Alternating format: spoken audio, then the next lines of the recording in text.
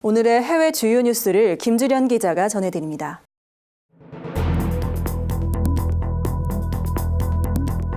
굿TV 월드와이드입니다. 세계 곳곳의 소식을 발빠르게 전해드립니다. 예루살렘 성묘교회에 위치한 예수 무덤의 내부가 처음으로 공개됐습니다.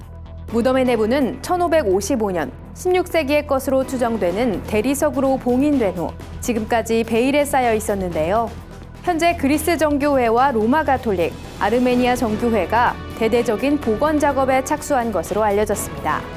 예수의 몸은 무덤 안 에디큘이라고 알려진 작은 건축물 위에 놓였던 것으로 추정됩니다.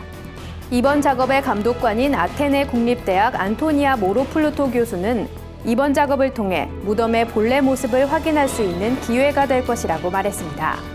한화 약 40억 원이 투입된 이번 작업은 무덤 외부의 대리석을 제거하고 내부를 정비하기까지 오랜 시간이 걸릴 것으로 예상됩니다. 미국 대선이 일주일도 채 남지 않은 가운데 트럼프 후보의 발언에 이목이 집중되고 있습니다.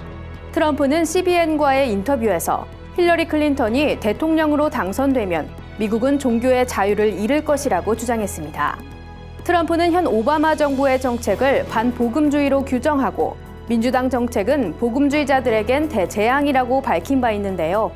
복음주의 신학자 마이클 브라운은 클린턴 후보가 당선될 경우 신앙의 특정 부분을 수호하기 위한 전쟁이 시작될 것이라고 말했습니다. 한편 이달 초 클린턴 선거 진영의 보수적인 가톨릭과 복음주의자들을 비하하는 이메일이 폭로되면서 개신교 지도자들은 클린턴의 공식 사과를 요구하고 있는 상황입니다.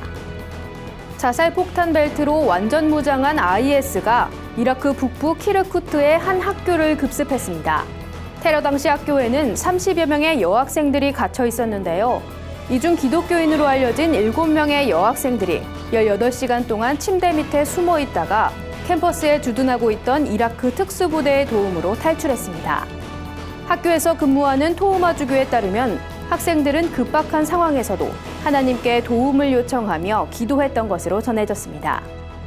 이날 4명의 테러범들은 학교 밖으로 나와 온몸에 감싼 폭탄을 터뜨려 스스로 목숨을 끊은 것으로 알려졌으며 30여 명의 학생들은 모두 안전한 것으로 전해졌습니다. 장피겔 유럽연합 특사가 국제종교와 신앙 자유의 날을 맞아 세계 인구의 75%는 종교의 자유를 누리지 못하고 있다고 발표했습니다.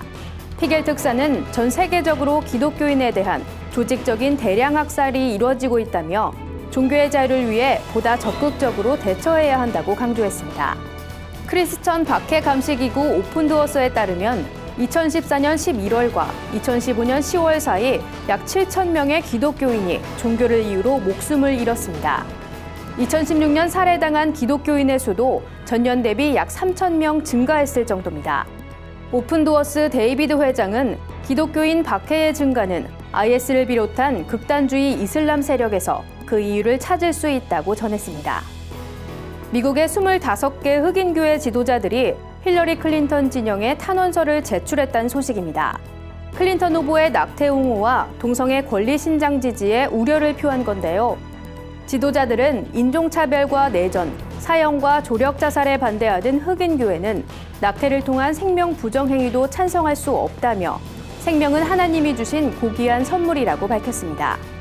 한편 흑인교회의 적극적인 입장 표명의 배경에는 흑인 사회 내의 낙태율이 높기 때문이란 분석도 제기됐습니다.